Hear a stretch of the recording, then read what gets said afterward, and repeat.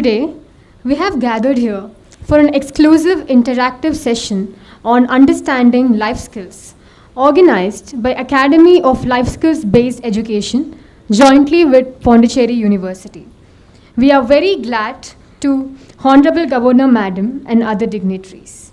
I now invite Mrs. Seshapurnima, founder, Academy of Life Skills Based Education, to deliver the welcome address. Namaste and good evening to one and all. On behalf of Life Skills Based Academy of Life Skills Based Education and Pondicherry University, I take immense pleasure inviting a remarkable public and social service background with an illustrious political career personality who is an absolute inspiration to each and every one of here is none other than our Honorable Governor of Puducherry, Honorable Governor of Telangana, Chief Rector of Pondicherry University, Dr. Srimati Tamilisai Soundararajan Amma. Thank you so much, Amma. It is something like dream come true moment here, Amma. Thank you so much once again for coming over here, and we take immense pleasure inviting you. I also take pleasure inviting Vice Chancellor Professor Gurmeet Singh, who is a renowned academic administrator and an internationally reputed expert in the field of corrosion science. Sir, I invite you on behalf of Academy of Life Skills Based Education and Pondicherry University. It is also my pleasure to invite Sri K.S.V.V. Prasad, IRS, Commissioner of Customs, Chennai, who is known for his humbleness, honest, and straightforwardness. The next we take pleasure invite Sri A. Chandrasekhar, ex-Assistant Director of ED, who is a great motivational speaker for youth. I take pleasure to invite Dr. K. Taranikarasu, Director of Studies here, who actually made this happen today.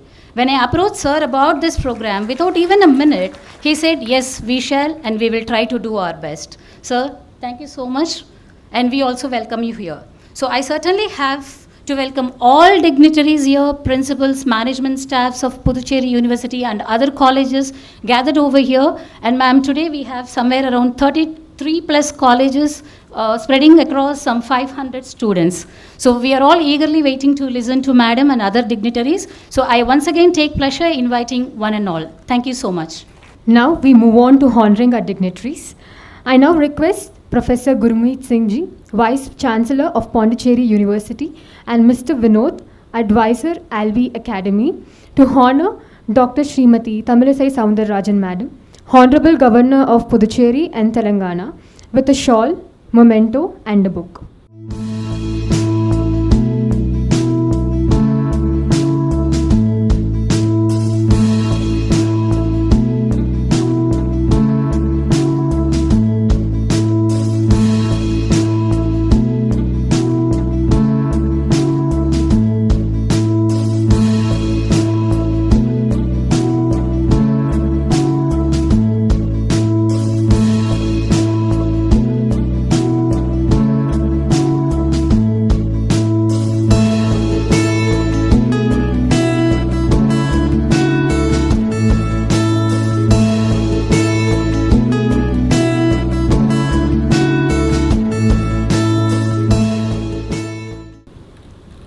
Respected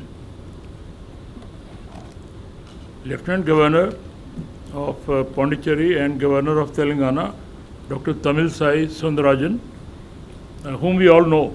She is not a new face. She has been coming to all our programs, and the kind of motivation she does to our students, I think it's an example in itself, and that's the reason that our university is really doing what it is expected to be and what it is meant for.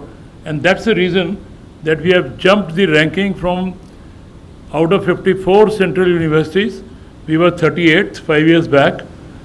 A year before last we were 9th, and now we are 8th. So we are jumping the ladder, all because of the motivation that our Lieutenant Governor provides to us.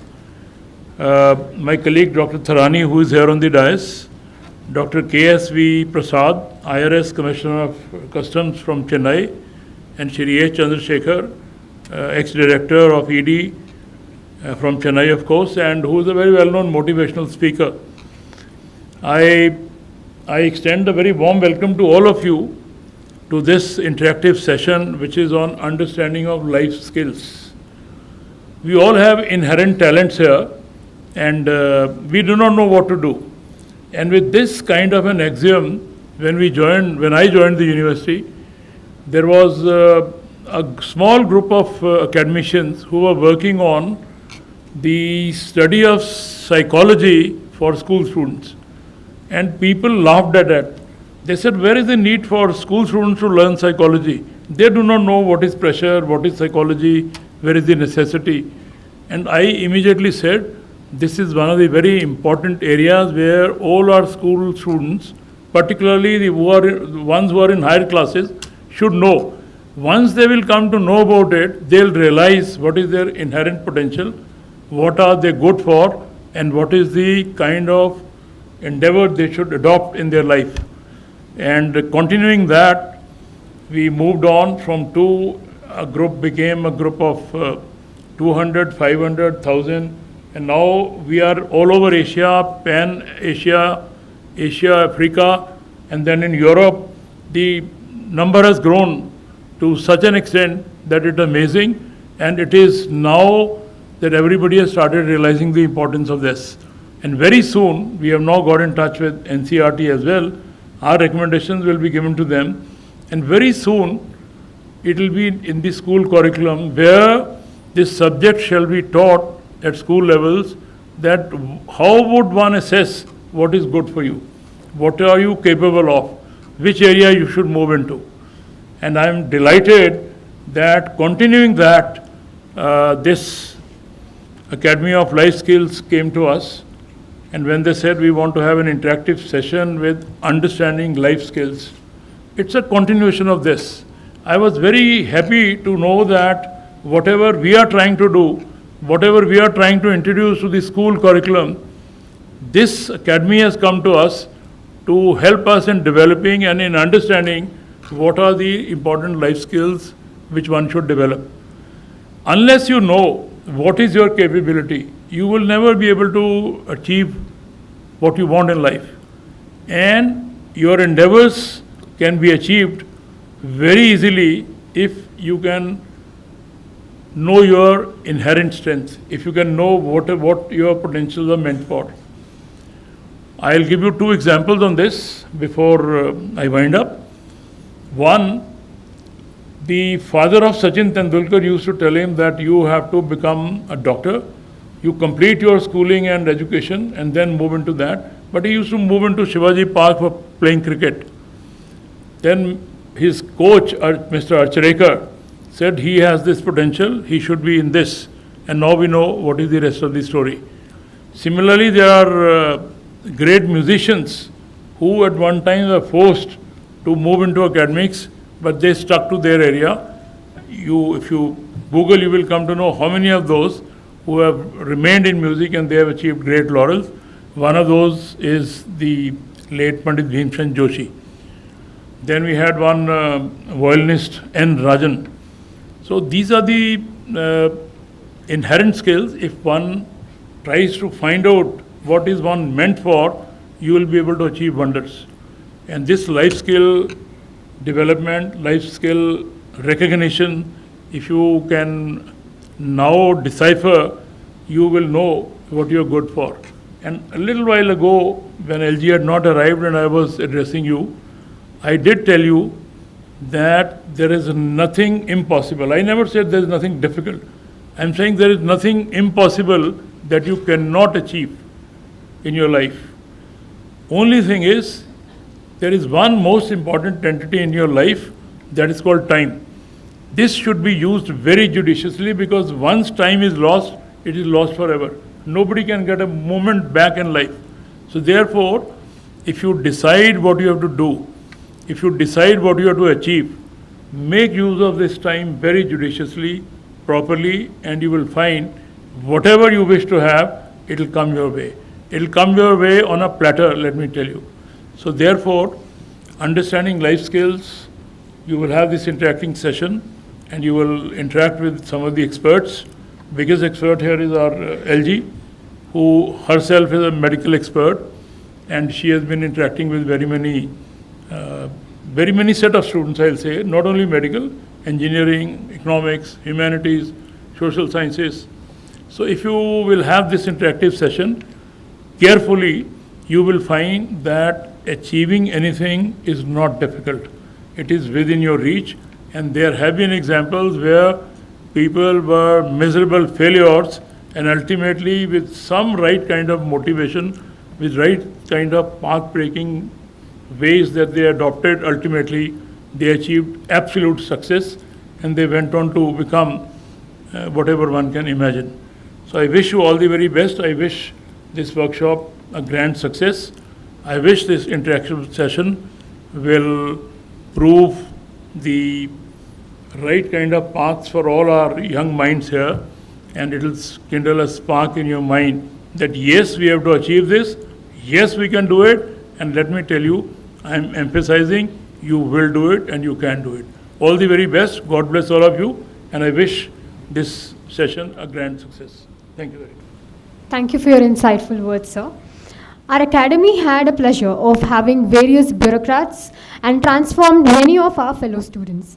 And with the same enthusiasm, I welcome Shri K.S.V.V. Prasad IRS to share a few words. Her Excellency, Honorable Governor of Telangana and Lieutenant Governor of Puducherry, respected Vice Chancellor of Pondicherry University, Professor Gurmut Singh, and my beloved colleague, Mr. Chandrasekhar, and Director Tarnekar sir, respected elders, and my dear young friends. Actually, you will be knowing we are using most of the time motor vehicles. Some are run by petrol and some are run by diesel. So, if you try to use a diesel engine with petrol, whether it will work, it will not work. Same thing with the petrol engine also or diesel engine also. But our body is a fantastic body. You can eat anything, vegetarian, non-vegetarian, pizza, burger, uncooked food, raw meat also, everything. I am thinking from the world point of view. Anything you eat, it has a capacity. Its digestive system is so I can say wonderful, so that it will take all the nutrition in it and excretes whatever it is waste. That is a wonderful body. And another great thing with our body is that it is actually does not require outer intervention. Most of the time it maintains on its own. If you see, there is a joke I think you might have been everybody knowing. If you are suffering from cold, if you take medicine, it will be cured within a week. And if you don't take a medicine, it will take 7 days. So, most of the time, actually body has its own immunity system and it will create. And God has given many things space. For example, one eye is sufficient to look to the world, but He has given 2. One kidney is sufficient for survival. He has given 2. Because even if something happens, with the other one he can survive. And even the liver, for example, it is 10% of the liver is functioning, a person can survive. But that means 90% he is given excess. Because replacement is very, very difficult. Like some places, like heart or brain, where there is no replacement is possible, there he given them, make them perfect. But whatever we are seeing from the newspapers and whenever I am in the investigating agencies, small unpleasant thing I noticed is that previously we used to call India as a transit country for drug movement.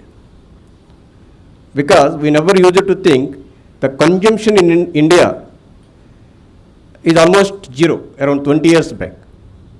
But the dangerous trend is going is that now the consumption is also increasing in India. Not only in cities, even in the villages and towns and villages. Small colleges in towns are also being, and even the premier institutions also. Why I am specifically saying, as someone told in the movie, recent movie, because the uses of drugs makes us go. It took some millions of years to make human being from a monkey, and use of drugs, this generation are going back to the monkey. That is actually, so this is a very dangerous thing. Why I am specifically saying in this, this one is that because you are all young. This is the time actually you always try to experiment. And some drugs are in such a potent drugs, one time consumption make them addict. Because during a part of our training, we visited a de-addiction camp in Singapore. So the person says, just his roommate told, you just try one time, there is, if you don't like, leave it. But after one consumption, almost after 3 days, he himself reported to the police and joined in the de-addiction camp. It took 5 months to come out of that habit, addiction. So that much dangerous. So be aware of this potent danger. That is why always you say, most of the diseases or disorders of this body comes from only 2 areas. One is improper food or improper life order or the pattern. So these are the 2 things you have to be, it is in your hands, that is why you have to be there. That is why in Bhagavad Gita, Lord Krishna says, I think in the 6th chapter, Yuktahara viharasya, Yukta cheshtasya karmasu, Yukta swapnava bodhasya, yogo bhavati dukha. How can you overcome worries? Simple. Yukta, the word is used moderate, or correct word is actually optimal, neither maximum or minimum. If you use the proper ahara, vihara, ahara you know food, vihara recreation, even in your work also it should be optimal. And swapnava bodhasya means even the sleep, this is also correct, optimal. You should not sleep for 24 hours and you should not be awake for 20 hours. I am telling, actually my daughter is studying in National Institute of Design in Gandhinagar in 4th semester. Suddenly one day a call comes from her colleagues saying that for last 2 days your daughter is not sleeping. I know hectic work is there, up to 2 o'clock, 3 o'clock they work, their classroom is 24 hours open. But it should not lead to such a situation that we have to use tablets for sleep. So this why I am saying that you are, many times you feel tremendous pressure or something and you say no, you have to be 24 hours. Regularity is very, very important. So that is why I told actually our body has its own mechanism. So don't disturb that life order or the regularity. So this is one important thing I want to just stress upon that one. And because these are actually you have a lot of potential, as our Professor Gurmeet Singh sir told, nothing impossible, because you have a lot of potential. Even today we know, I think about our brain, not even 1%. And like our universe, we don't know even 0.0001%. So brain has lot of capacity.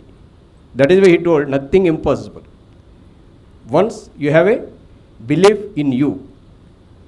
That is why just I want to conclude by saying, quoting a quotation from Father of Nation.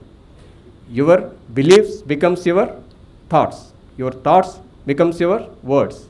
Your words becomes your actions. And your actions becomes your habits. And your habits becomes your values. And your values will become your destiny.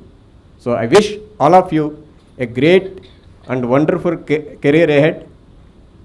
All the best. Thank you. Thank you so much, sir. Now I request Shri A. Chandrasekhar, sir, to share a few words. Honorable Governor, ma'am. Yes. Honorable Governor, ma'am.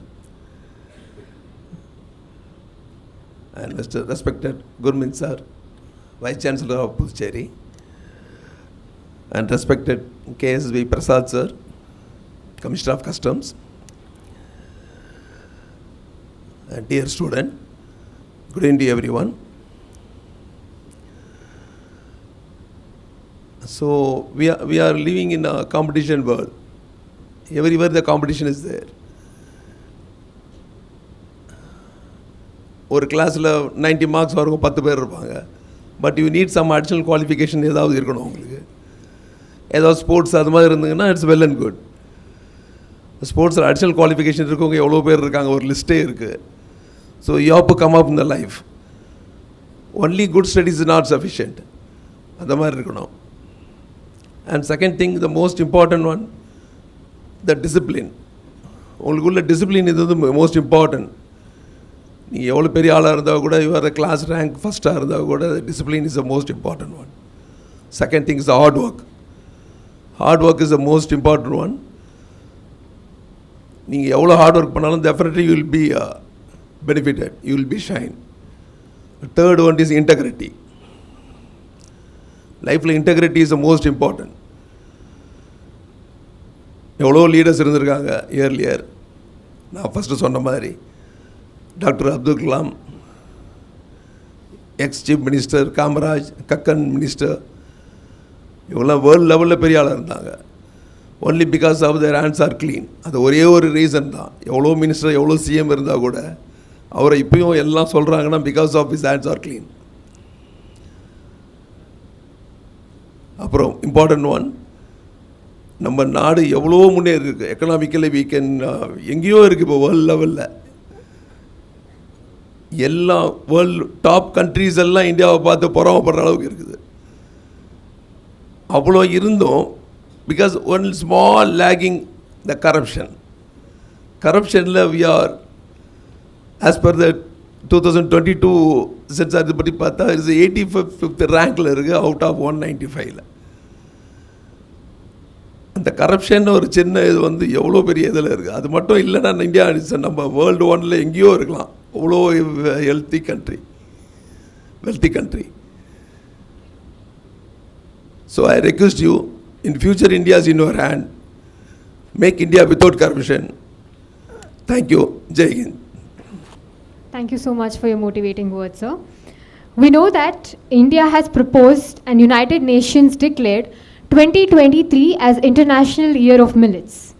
We, Academy, take this golden opportunity to inaugurate our concept of awareness programs to spread our national goal by Hon'ble Governor Madam Dr. Tamilisai Soundararajan.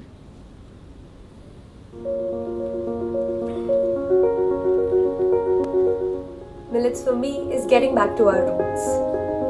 Our country, Bharat, comes to my mind when we speak about millets because our country is one of the largest producer of millets in the entire world. I really don't have any idea about it. To lead a life, we need food to live and exist. There are 6 tastes of food: sweet, sour, salty, bitter, pungent and astringent, which further creates the 3 characters to the body and the 3 gunas to the mind. The mind will be in either of the 3 gunas which were mentioned above, and the body will be in either of the 3 characters mentioned above.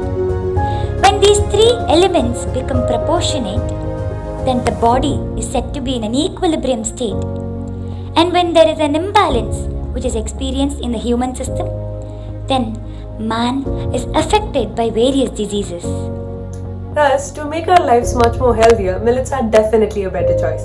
They're filled with nutrients, rich in fiber, and provide us with minerals and vitamins, which help us in having a very good lifestyle and immunity. It is a super fast food grown amply, but at the same time is environmentally resilient. To create awareness across the world, India proposed to the United Nations to declare the year 2023 as the International Year of Millets.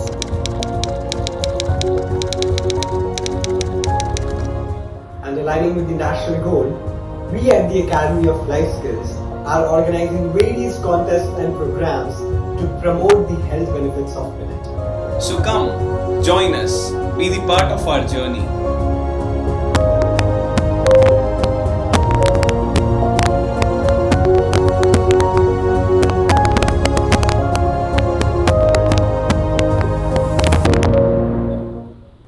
Thank you, Madam, for motivating our students' community to work towards the national goal.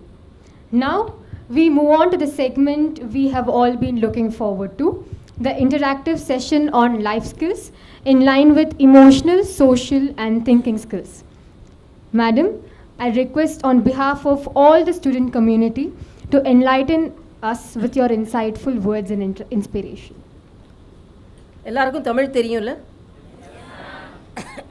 Tamil தெரியாதுன்னு சொல்கிறோம், கை தூக்கும். Few people are there. For that, கொஞ்சம் மற்றவங்கள்ட்ட you can ask from your friends, otherwise I will also just in a nutshell I will tell you. So அனைவருக்கும் முதற்கண் எனது வணக்கத்தை நான் தெரிவித்துக் கொள்கிறேன். பெருமைமிகு புதுவையின் பங்காக நாம் எல்லாம் இருந்து கொண்டிருக்கிறோம். மரியாதைக்குரிய vice chancellor Pondicherry university professor Gurmeet Singh, person of energy and person of positivity. So I really very happy that you have organized such a program in our campus, and I congratulate you for that. And Shri KSVV Prasad, IRC Commissioner of Customs, Chennai, really in a very short presentation he said all about the body. So as a doctor I was sitting, he didn't give me a space because he spoke everything about the body. And another thing he told, body will digest everything, whether you take non-vegetarian or vegetarian, but because the person of customs, he knows body won't digest gold biscuits. So only they are able to identify that hidden gold biscuits, even the customs they are able to identify. So only because of that he have found out what all digestible, what all not digestible, so that they can find out easily. And I am very thankful to Dr. Chandrasekhar. Very clearly he mentioned whether it is hard work or motivation or conviction, everything is needed for the upliftment of our life. And as well as he mentioned about Hon'ble Abdul Kalam. யார் என்ன சொன்னார் என்றால், நீ தூங்கும்போது வருவது கனவல்ல, உன்னை தூங்க விடாமல் இருப்பது தான் கனவு என்று சொன்ன அப்துல் கலாம் அவர்.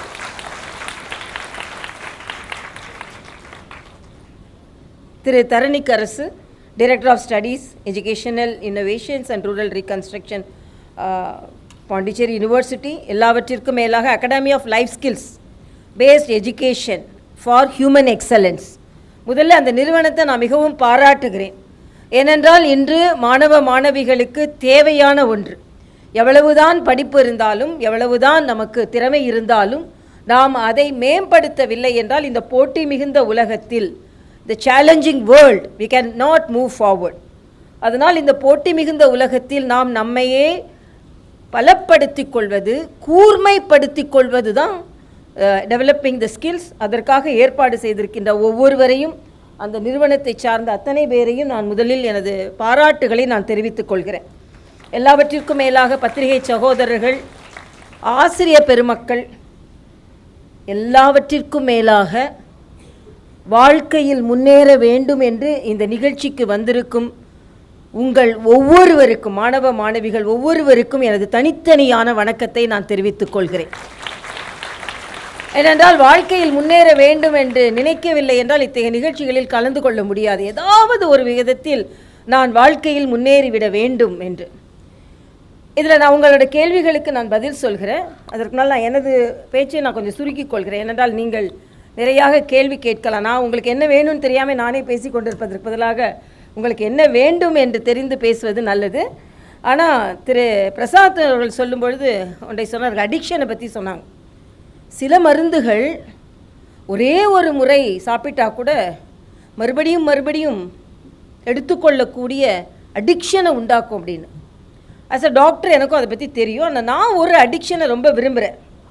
என்னடா டாக்டராக இருந்து அப்படி சொல்கிறாங்க அப்படின்னு. ஒரு அடிக்ஷன் நீங்கள் இருந்து பார்த்துட்டா, அவர் எடுத்து பார்த்துட்டான்னு சொன்னார், இருந்து பார்த்துட்டா அதுக்கப்புறம் மறுபடியும் மறுபடியும் அதே போலவே நாம் இருக்க தோன்றும். அந்த அடிக்ஷன் தான் happiness. Happiness is the most addicted habit. I am addicted to it. அதனால் மகிழ்ச்சியாக வாழ்க்கை வாழ்வதற்கு தான், வாழ்க்கை என்பதே மகிழ்ச்சியாக வாழ்வதற்கு தான்.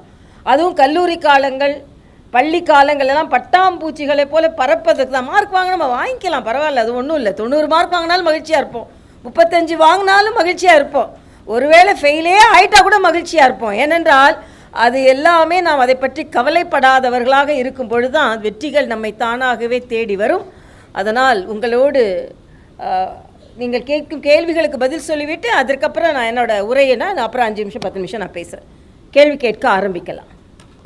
Ma'am, I'm during my clinical posting, second year, I have exposed to a case of RTA, ma'am. That time the patient looks very terrible as his face was entirely damaged, ma'am. That time as a nurse I should give the care in a holistic manner, but I was not able to. Why? Because that time I was not emotionally stable, ma'am. How can I skillfully handle that type of situation, ma'am? Emotionally stable, ma'am. அதாவது நம்ம தமிழகத்தில் ஒரு பழமொழி உண்டு, ஆத்திரப்பட்டா அகண்ட பாத்திரத்தில் கூட கை நுழையாது அப்படின்னு சொல்லுவாங்க. பெரிய பாத்திரமாக தான் இருக்கும், பெரிய வாயாக இருக்கும், ஆனால் ஆத்திரப்பட்டுட்டோம்னா கை நுழையாது. ஆக எப்பொழுதுமே அமைதியாக இருப்பது தான் வாழ்க்கையில் நம்மால் வெற்றி எந்த சூழ்நிலையிலும். அதாவது ராமனை பற்றி சொல்லும் பொழுது, ராமன் உனக்கு பட்டாபிஷேகம் என்று சொன்னவுடன் அப்படியே தான் இருந்தார். இல்லை நீ காட்டுக்கு போகணுன்னு சொன்னோம், அப்படியே தான் இருந்தார். ஆக எப்பொழுதுமே ஒரே மாதிரி மனநிலையை வைத்துக்கொள்வது நமக்கு மிகுந்த வெற்றியை தரும். அதுவும் நான் அடிக்கடி சொல்வதுண்டு, எனது பேட்டிகளை சில பேர் பார்த்துருந்தீங்கன்னா, நம்ம எப்போ ரொம்ப அமைதியாகவும் ஆழ சிந்திக்கணுமோ பதற்றத்தோடு இருக்கும்பொழுது தான் இன்னும் அமைதியாக இருக்க முடியும். ஆக அந்த பதற்றம் நமது திறமையை முழுவதுமாக எடுத்து விடும். அதாவது ஒரு ஞானிகிட்ட கேட்குறாங்க, நான் வாழ்க்கையில் வெற்றி பெற வேண்டும் என்றால் எப்படி இருக்க வேண்டும் என்று. அது கடற்கரையின் ஓரத்தில் உட்கார்ந்து கொண்டு அவர் சொல்கிறார், சில நேரங்களில் நீ பாறையை போல இருக்க வேண்டும், சில நேரங்களில் நடுக்கடலை போல இருக்க வேண்டும். பாறையை போல் எப்பொழுது இருக்க வேண்டும் என்றால், இந்த பாறையை பார், அலைகள் எவ்வளவுதான் வந்து அடித்தாலும் இந்த பாறை நான் உடைந்து விடுவேனா என்று உறுதியாக இருக்கிறது.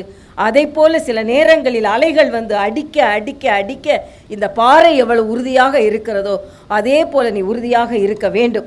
சில நேரங்களில் ஆழ் மனதில் எப்பொழுது அமைதியாக இருக்க வேண்டும் என்றால், எவ்வளவுதான் கப்பல்கள் வந்து அங்கே தாக்கினாலும், திமிங்கலங்கள் வந்து தாக்கினாலும் அமைதியாக இருக்கிறது பாருங்கள். அந்த கடலை போல ஆழமாகவும் அமைதியாகவும் இருக்கும் பொழுது உங்களால் சாதிக்க முடியும் என்று சொல்கிறார். நான் அடிக்கடி சொல்வதுண்டு, திமிங்கலங்கள் இல்லாத கடலில் எனக்கு நீந்த பிடிக்காது.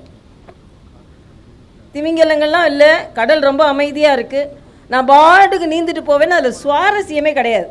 அந்த பக்கம் ஒரு திமிங்கலம் வரணும், இந்த பக்கம் ஒரு திமிங்கலம் வரணும், நம்மளை தாக்க வரணும், அதையும் தாண்டிட்டு நீந்தணும். அதுதான் நமக்கு இருக்கின்ற மிகப்பெரிய பெருமை. அதனால் அப்படிப்பட்ட ஒரு சவாலான சூழ்நிலையை எப்பொழுதும் எதிர்கொள்ள முடியும். அதுவும் ஸ்டாஃப் நர்ஸ், டாக்டர்ஸ், அவங்களுக்கெல்லாம் ரொம்ப அது தேவை.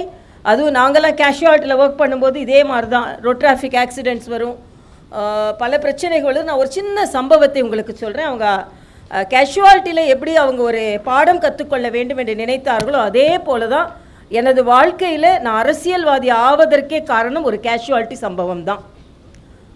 நான் தஞ்சை மருத்துவக் கல்லூரியில் மாணவியாக இருந்த பொழுது லதா என்ற ஒரு பெண் அனுமதிக்கப்படுகிறார். நிறைமாத கர்ப்பிணி.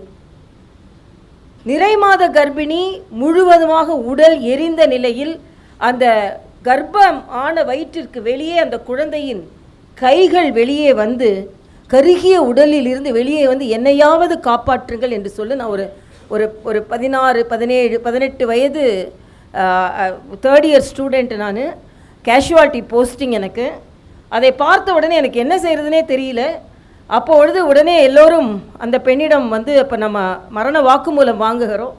இப்போ ஏன் இப்படிமா செஞ்ச, எதற்கு இப்படி செஞ்சேன்னா, இல்லை எங்கள் வீட்டில் வரதட்சணை கொடுமை, இந்த குழந்தை பிறந்தா 10 பவுனோடு தான் நீ வீட்டுக்கு வரணும்னு எங்கள் மாமியார் சொல்லிட்டாங்க. எங்கள் அப்பா எனக்கு வாங்கின கல்யாண கடனே இன்னும் அடைக்க முடியல, அதனால் என்னால் என்ன செய்ய முடியும் அப்படின்னு நான் வந்து வேறு வழி எனக்கு தெரியல. அப்போ நான் கேட்டேன், உங்களுக்கு டைப்ரைட்டிங் தெரியுமா, வேறு ஏதானு தெரியுமான்னு. எனக்கு டைப்ரைட்டிங் தெரியும், தையல் தெரியும் அப்படின்னு சொன்னாங்க. உடனே நான் சொன்னேன், அதை வச்சு நீ பொழைச்சிருக்கலாமேம்மா, அதை வச்சு பொழைச்சி நீ அதுக்கப்புறம் நீ அந்த 10 பவுனை கொடுத்துட்டு கூட உங்கள் வீட்டுக்கு போயிருக்கலாம்ல, அதனால் நீ ஏன் இப்படி செஞ்ச பாரு, இன்றைக்கி உன்னோட குழந்தைய காப்பாற்ற முடியல, நீ காப்பாற்ற முடியல, உங்கள் அப்பாவுக்கு வந்து இவ்வளோ கடன் கொடுத்து உங்கள் அப்பா அவனை கல்யாணம் பண்ணி எதுக்கு வச்சாங்க, மகள் நல்லா வாழணும் தானே அப்படின்னு சொன்னேன். அவங்க சொன்ன ஒரே ஒரு வார்த்தை, டாக்டர் நான் உங்களை மாதிரி ஒருத்தரை நான் சந்திக்கலை, ரொம்ப மன கஷ்டமாக இருக்கும் பொழுது எப்படி சமாளிச்சுக்கலாம் அப்படின்னு யாராவது ஒருவர் இப்படி வந்து சொல்லி இருந்தால் நான் என்னை தீக்கிரைக்கு ஆளாக்கி இருக்க மாட்டேன் என்று சொன்னார். ஆக இத்தகைய பேருக்கு பக்கபலமாக பலர் இருக்க வேண்டும். இன்னும் இந்த சமுதாயம் பல பேரின் தேவைகளை தேடிக்கொண்டு இருக்கிறது அப்படின்றதான் நான் ஒரு 3வது வருட மாணவியாக இருக்கும்பொழுது என் மனதில் பதிந்தது.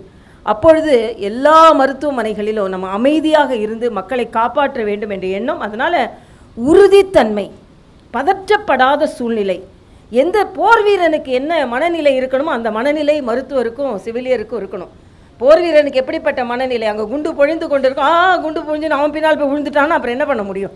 மருத்துவர்களுக்கும் அவர்கள் நோயால் துடித்து கொண்டு இருக்கும் பொழுது என்னால் தான் காப்பாற்ற முடியும் என்ற மனநிலை இருக்க வேண்டும். அந்த மனநிலையை வளர்த்து கொள்ள வேண்டும். அதற்காகத்தான் நம்ம செவிலியராக இருக்க மற்றவங்களுக்கு என்ன வித்தியாசம்? குடும்பத்தில் உள்ளவங்க பதற்றப்படுவாங்க, நாம் பதற்றப்படலாமா? அதாவது ஒன்றும் ஆகாது, கவலைப்படாதுங்க அப்படின்னு சொன்னாங்க ஒரு செவிலியர். உடனே யார் பேஷண்ட்டை சொல்லி டாக்டர்கிட்ட சொல்லிட்டு இருந்தாங்கன்னு சொன்னாங்க. அது மாதிரி இல்லாமல் எல்லோரும் தைரியமாக இருக்க வேண்டும் என்பது எனது கருத்து. Good evening ma'am. சொல்லுங்கள். Good evening. I am Dinesh from Indira Gandhi medical college. So we attend a lot of meetings, conferences and everything. We meet a lot of people who are pioneers in this field. So how would we connect with these kinds of people, grab their interest and hear what we have to say to them? How would we do that? Your thoughts? அதாவது இப்போ வந்து கம்யூனிகேஷனில் நான் ஒன்றும் பெரிய சிரமங்கள், உட்காருங்க தம்பி, பெரிய சிரமங்கள் நமக்கு வரப்போகிறதில்ல. இப்போ நாம் வந்து அவங்களுக்கு மெசேஜ் போடலாம், நம்ம அவங்களுக்கு இமெயில் கொடுக்கலாம், இல்லைனா அவங்களோட நிகழ்ச்சிகளில் கலந்து கொள்ளலாம். ஆனால் வந்து என்னை பொறுத்த மட்டும் நாம் அதிகமாக புத்தகங்களை படிக்க நமக்கும் அதற்கான விவாதங்கள் நம் மனதில் உதித்து அதன் மூலம் இத்தகைய நிகழ்வுகளில் கலந்து கொள்ளும் பொழுது நல்ல விவாதங்களுக்கு நம்மை உட்படுத்தி கொள்ளலாம். இன்னும் சொல்லப்போனால் அவர் சொன்ன மாதிரி நிறைய படிக்கணும். என்னை பொறுத்த வரைக்கும் படிப்பை தவிர வேறு எதுவுமே நம்மை புதுப்பித்து விட முடியாது. படிக்கிறதுன்னு உடனே எனக்கு பாட புஸ்தகமே படிக்க எனக்கு நேரம் இல்லை, இதில் வேறு எதை நான் படிக்கிறது அப்படின்னு நம்ம நினைக்கலாம். ஆனால் நான் சொல்கிறேன், நான் ஒரு நாளைக்கு எவ்வளவு தான் வேலை இருந்தாலும் 1 மணி நேரம் படிக்காமல் நான் படுக்கப் போவது கிடையாது. இன்று எந்த துறையை எடுத்தாலும் என்னால் பேச இயலும் என்றால் புத்தகங்கள் என்னை புதுப்பித்து கொண்டே இருக்கிறது. புத்தகங்கள் புதுப்பித்து கொண்டு மட்டும் இல்லை, சில நேரங்களில் கடுமையான தருணங்களில், மிக கடுமையான தருணங்கள், உங்களுக்கு நல்லா தெரியும், நான் ஒரு அரசியல்வாதியாக இருந்து அதுக்கப்புறம் ஆளுநராக வந்தேன். அரசியல்வாதி என்பது ஆண்களுக்கான ஒரு துறை. அதில் வந்து பெண்கள் வந்து அதில் மிக பலமாக வரும்பொழுது பல சவால்களை சந்திக்க நேரிடும். அந்த பக்க பலத்தை எல்லாம் தந்தது புத்தகங்கள் தான். ஆக புத்தகங்கள் படிக்க நம்முடைய எண்ணங்கள் மேம்படும். அதன் மூலம் நாம் பல பேரை சந்திக்க நேரிடும். அந்த சந்திப்பதன் மூலமாக நமக்கு பலம் கிடைக்கும். அதனால் எல்லாவற்றிற்குமே இதை போல மற்றவர்களை ரீச்சிங் அவுட் அப்படின்னு நினைக்கிறவங்களுக்கு எல்லாத்துக்குமே புத்தகங்களை படிக்க வேண்டும் என்பது எனது ஒரு சின்ன அறிவுரையாக இருக்கிறது. நான் அடிக்கடி சொல்கிறது உண்டு, நான் ஒரு வீடு கட்டணும் அப்படின்னு சொன்ன உடனே எல்லோரும் என்ன சொல்லுவோம், 2 பெட்ரூம் வீடு 3 பெட்ரூம் வீடு அப்படின்னு சொல்கிறேன். யாராலும் ஒரு புக் ரூம் இருக்குதுன்னு நினைக்கணுமா? இல்லை, ஒரு புக் ரூமோடு வச்சு நான் ஒரு வீடு கட்டணும்னு நினைக்கிறவங்க ரொம்ப குறைவு. அதனால் நாம் ஒரு புத்தக அறையோடு சேர்ந்து ஒரு வீடை கட்ட வேண்டும். அப்படி படிக்கிற பழக்கம் நமக்கு நிச்சயமாக நல்ல வாழ்வை தரும் என்பது எனது கருத்து. வணக்கம் அம்மா. பட்டங்கள் ஆள்வதும் சட்டங்கள் செய்வதும் பாரினில் பெண்கள் நடத்த வந்தோம் என்று சொன்ன மகாகவி சுப்பிரமணிய பாரதியார் அவர் ஆளுநர் மாளிகையை பார்த்து உங்களை பார்த்து மகிழ்ச்சி அடைகிறார். ஏனெனில் பாரதியாரினுடைய சிலை அங்கே இருக்கிறது. அவர் ஆளுநர் மாளிகையை பார்த்து அவர் மகிழ்ச்சி அடைவதாக எங்களுக்கு தெரிகிறது. உங்களுக்கு அதை பற்றி உங்களது பார்வை என்ன அம்மா? முதல்ல நான் வந்து ஆளுநர் ஆனவுடனேயே இந்த பக்கம் பாரதியார், அந்த பக்கம் பாரதிதாசன் 2 பேருமே பெண்கள் விடுதலைக்கும் பெண்கள் முன்னேற்றத்திற்கும் மிக அதிகமான தனது கவனங்களை செலுத்தியவர்கள். அதனால் உள்ளே வந்தவுடனேயே முதலில் பாரதியாரை பார்த்து தான் ஒரு மிகப்பெரிய கும்பிடு போட்டேன். ஏனென்றால் அச்சமில்லை அச்சமில்லை அச்சம் என்பதில்லையே, உச்சி மீது வானிடிந்து வீழுகின்ற போதிலும் அச்சமில்லை அச்சமில்லை அச்சம் என்பதில்லையே என்பது தான் நான் ஒரு 2-3 வயதிலேயே படித்த ஒரு பாட்டு.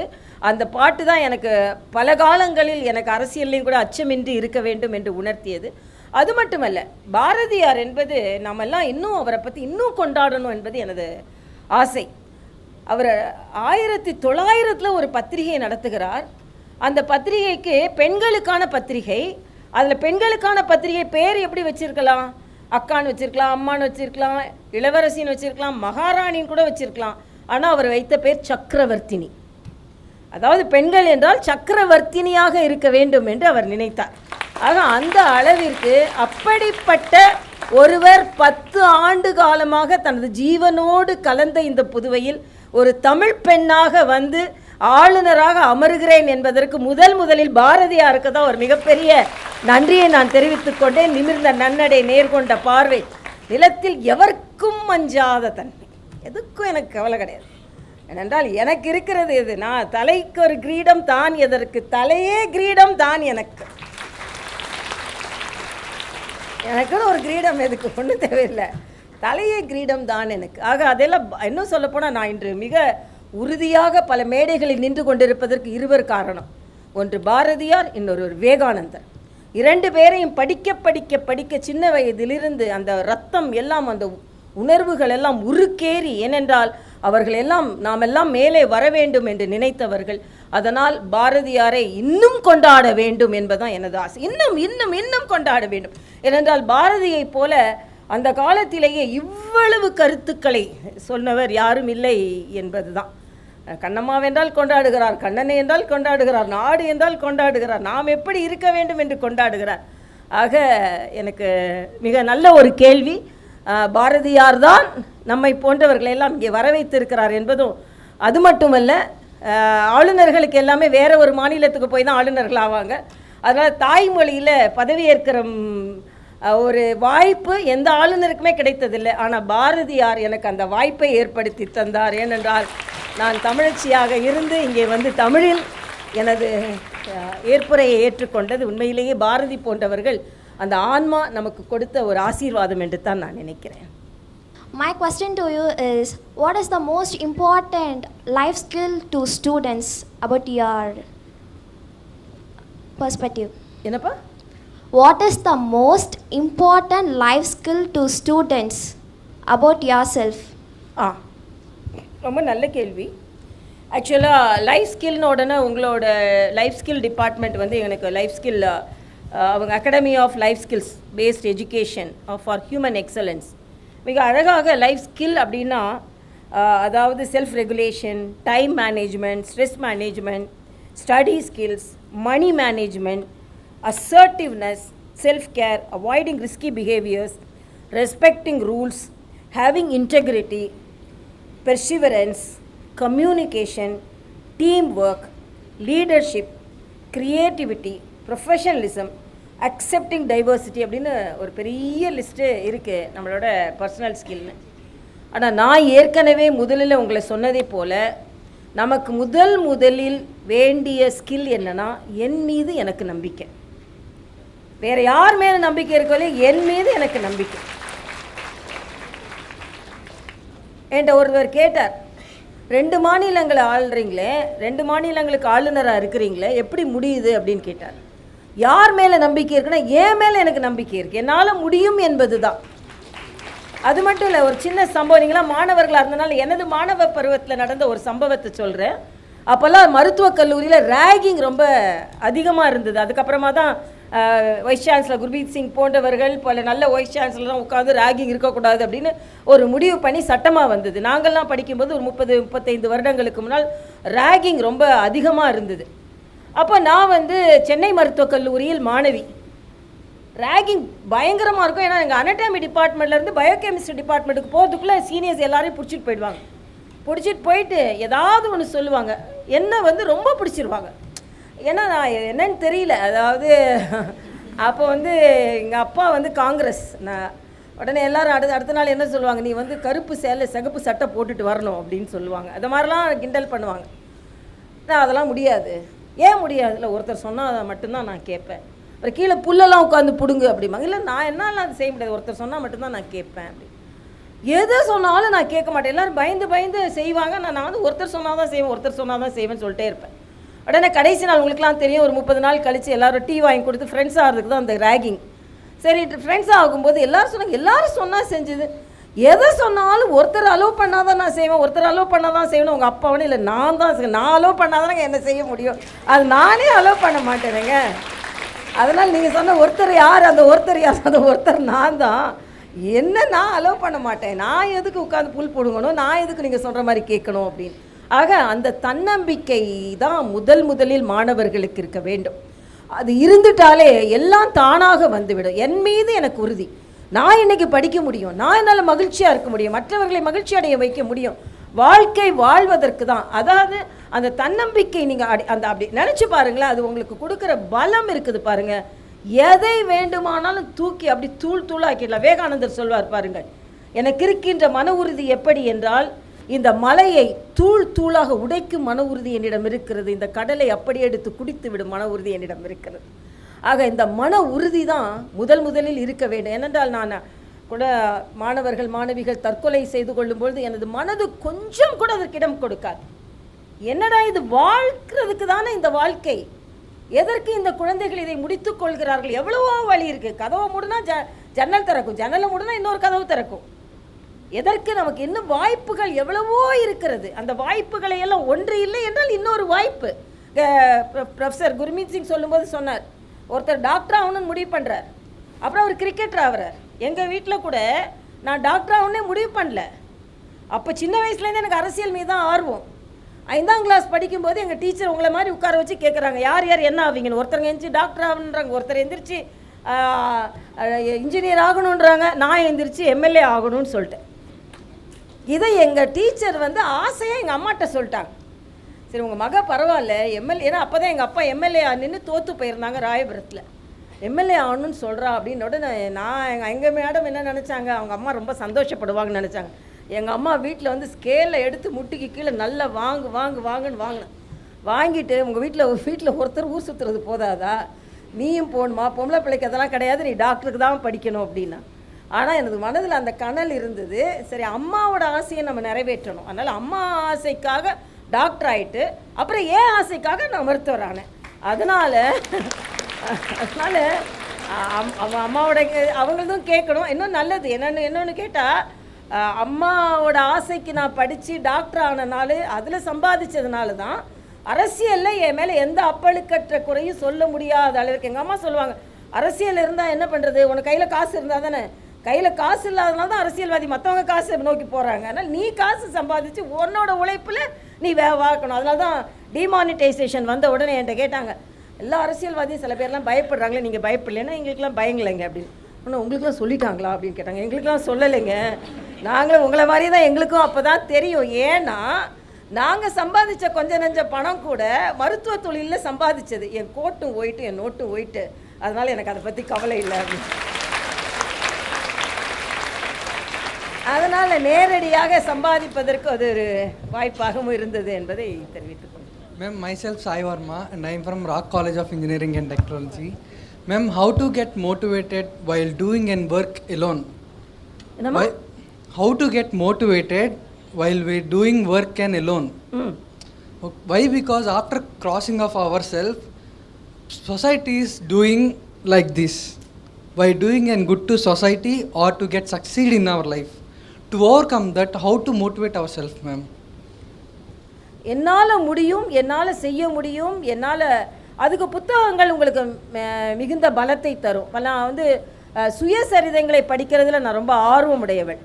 அந்த சுயசரிதையை படிக்கும்பொழுது இவங்கெல்லாம் இவ்வளோ கஷ்டப்பட்டு மேலே வந்திருக்கிறாங்களே, அதனால் இந்த கஷ்டப்பட்டு மேலே வரும்பொழுது நாமளும் அதே மாதிரி செய்ய வேண்டும் என்று அவர் சொல்கிறதுல 2-3 விஷயத்தை நான் சொல்ல ஆசைப்படுகிறேன். ஒன்று, நம்மை நாம் மேம்படுத்துவதற்கு நேர நிர்ணயம் ரொம்ப முக்கியம். இதில் ஒரே ஒரு சின்ன கேள்வி கேட்குறேன். 5 மணிக்கு எழுந்திருக்கிற குழந்தைங்க எத்தனை பேர்? கை தூக்கு பார்க்கலாம். சரி, ரொம்ப நல்ல பிள்ளைங்க கை போட்டீங்க. 12 மணிக்கு மேலே நான் தூங்க மாட்டேன், 12 மணி ஆகும் நான் தூங்குறதுக்குன்னு சொல்கிறவங்க கை தூக்குங்க பார்க்கலாம். சரி, கை கீழே போட்டுருங்க. என்னை பொறுத்த மட்டும் நம்மலாம், அதாவது இப்போ ரீசெண்டாக ஒரு புக்கு படித்தேன், 5 AM கிளப் அப்படின்னு. காலையில் 5 மணிக்கு எழுந்திரிக்கிறவங்களுக்கு எவ்வளவு பலம் இருக்குன்னு. நான் எவ்வளவு நேரம் கழித்து படுத்தாலும் 4:30 மணிக்கு நான் எழுந்து விடுவேன். என்னோடய உற்சாகத்துக்கு காரணமே அந்த 4:30 மணி நேரத்துலேருந்து அந்த 8:30 மணி வரைக்கும் என்னோட நேரம். ஆக முதலில் நமக்கு நேர நிர்ணயம் ரொம்ப முக்கியம். இதை நான் சாதிக்க வேண்டும், இதுக்கு ஒரு டைம் டேபிள் போட்டு நான் அதுக்குள்ளே நான் படித்து நான் மேம்படுத்த வேண்டும் அப்படின்னு நாமே. இன்னொன்று மோட்டிவேஷன். எய்யப்படும் அம்புக்கு கூட ஒரு நோக்கம் இருக்குது, இந்த இடத்துல போய் பூரணும் அப்படின்னு சொல்லிட்டு. ஆக நம்ம பாட்டுக்கு சில நேரம் இது ஒரு நோக்கமே இல்லாமல் அலைஞ்சிட்ருப்போம். அப்படி இல்லை, இன்றைக்கி short term goal, long term goal. இன்றைக்கி நான் சின்னதாக என்ன செய்ய போகிறேன், நான் காலையில் எழுந்த உடனே நான் ஒரு ஷார்ட் டேர்ம் கோல் வச்சுக்குவேன். இன்றைக்கி ஒரு 2-3 நிகழ்ச்சி நான் கலந்துக்கிட்டால் கூட இன்றைக்கி அதை பற்றி ஒரு பக்க கட்டுரை எழுதினோம், அது ஷார்ட் டேர்ம் கோல். நல்ல புத்தகம் எழுதணுன்றது லாங் டேர்ம் கோல். ஸோ ஒவ்வொரு நிமிடத்தையும் கோல் வச்சு அதை நானே பாராட்டிக்குவேன். 1 மணி நேரத்தில் பரவாயில்லையே, நல்லா பண்ணிட்டியே அப்படின்னு. பண்ண முடியலன்னா ஐயோ இன்னைக்கு பண்ணல, நாளைக்கு அதை எழுதணும் அப்படின்னு சொல்லிட்டு. ஆக ஒரு குறிப்பு வைத்து, ஒரு கோல் வைத்து அதை அடித்து வெற்றி கொண்டு வந்திருக்கணும். ஒரு நாளை வீணாவே கூடாது. நான் இரவு தூங்க போகும்போது எனக்கு ஒரு பழக்கம் இருக்குது. இன்றைக்கி வந்து ஒரு காலையில் எழுந்திருந்து சாயந்தரம் வரைக்கும் உபயோகமான எந்த நேரங்கள், உபயோகம் இல்லாத எந்த நேரங்கள். எனக்கு சீரியல் பார்க்குற பழக்கம் இல்லை, அதனால் கொஞ்சம் நஞ்சம் தெரியாமல் பார்த்துட்டா நான் சில உபயோகம் இல்லாத நேரத்தில் கொஞ்சம் ஒதுக்கி வச்சுருவேன். இன்றைக்கி மிக உபயோகமான நேரம் என்ன என்றால் லைஃப் ஸ்கில்ஸ்க்காக இந்த மாணவ மாணவிகளிடம் பேசியது மிக மிக உபயோகமானது. அடுத்த நாள் அதை அந்த உபயோகம் இல்லாத நேரத்தை கொஞ்சம் சிப் அவுட் பண்ணிவிட்டு உபயோகமான நேரங்களை அதிகமாக பட்டுக்க. ஸோ அது meaning in productivity in every thing. ஒரு நிமிடத்தில் கூட எனக்கு ப்ரொடக்டிவ் இருக்கணும். விஜயோட கவிதை எனக்கு ஒன்று ரொம்ப பிடிக்கும். ஒரு நாளைக்கு இந்த நகம் கூட 0.5 மில்லிமீட்டர் வளர்கிறது நீ. ஆக ஒவ்வொரு நாளும் ஒரு சாதனை தான். இன்னைக்கு நாளை வந்து நான் நினச்ச காரியத்தை முழுசாக, இன்னைக்கு வேலையை முழுசாக முடிச்சுட்டு அது ஒரு சாதனை. ஆனால் நினைத்ததை விட ஒரு அரை மணி நேரம் என்னால் கூடுதல் பேச முடிகிறது, கூடுதல் எழுத முடிகிறதுன்னு அது ஒரு சின்ன சாதனை. தோலை தட்டிக்கா இன்னைக்கு கொஞ்சம் ப்ரொடக்டிவிட்டி அதிகமாக இருக்குது. ஆக கால நேரம் நமக்கு எவ்வளவு நாள் வாழ்க்கையை தருதுன்னு தெரியாது. ஆனால் ஒவ்வொரு நாளையுமே ப்ரொடக்டிவாக வச்சுக்கிறது நீங்கள் சொல்கிற மாதிரி நம்மை நாமே மேம்படுத்துவதற்கு உதவும். எத்தனை பேர் சுற்றி வந்தாலும் கன் மாதிரி அவங்கள சுட்டு தள்ளிடலாம். ஏன்னா நான் வந்து மிகவும் கனமாகவும் கன்னாகவும் இருக்கிறேன் என்பதுதான். ஆக நம்மை நாமே மேம்படுத்தி கொள்வது, என்னை நானே ஷார்ப்பன் பண்ணிக்கிட்டே இருக்கணும். இன்றைக்கி உங்களால் ஒரு ப்ரோக்ராம் கம்ப்யூட்டரில் அரை மணி நேரம் பண்ண முடிஞ்சதுன்னா நாளைக்கு 20 நிமிஷத்தில் பண்ண ட்ரை பண்ணுங்கள். அதுக்கு அடுத்த நாள் 10 நிமிஷத்தில் ட்ரை பண்ணுங்கள். இன்றைக்கி ஒரு கட்டுரை என்னால் 1 மணி நேரத்தில் எழுத முடிஞ்சதுன்னா 45 நிமிஷத்தில் எழுதணும். ஆக நம்மை நாமே மேம்படுத்தி கொள்வதற்கு நம்ம முயற்சி செய்வது நமக்கு பலத்தை தரும் என்பது எனது கருத்து. நம் நாட்டில் உள்ள பல மாணவர்களுக்கு வெளிநாட்டு வேலைகளில் மோகம் மிகையாக இருக்கிறது. அதை பற்றிய உங்கள் கருத்து? ரொம்ப நல்ல கேள்வி. நான் வந்து வெளிநாட்டில் போய், கனடாவில் போய், ஆஸ்திரேலியாவில் போய், லண்டனில் போய் படித்த ஒரு நபர்.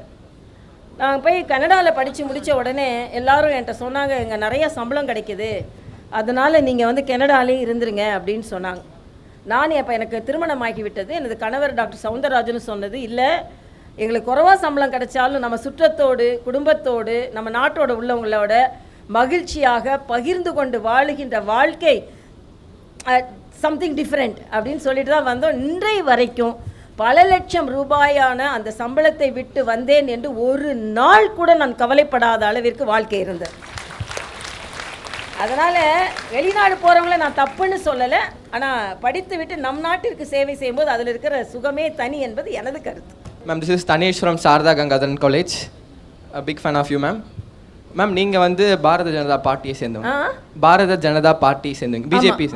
உங்கள் தந்தையார் வந்து காங்கிரஸ் பார்ட்டி. உங்கள் தந்தையார் பேச்சுக்கு நாங்கள் வந்து ஒரு மாபெரும் ஃபேன், எங்கள் குடும்பமே.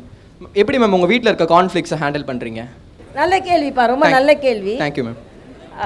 அதாவது எங்கள் அப்பா, நான் முதல்ல இந்த பார்ட்டியில் சேர்ந்த உடனே எங்கள் அப்பா ஒரு 10 மாதம் என்னோட பேசலை.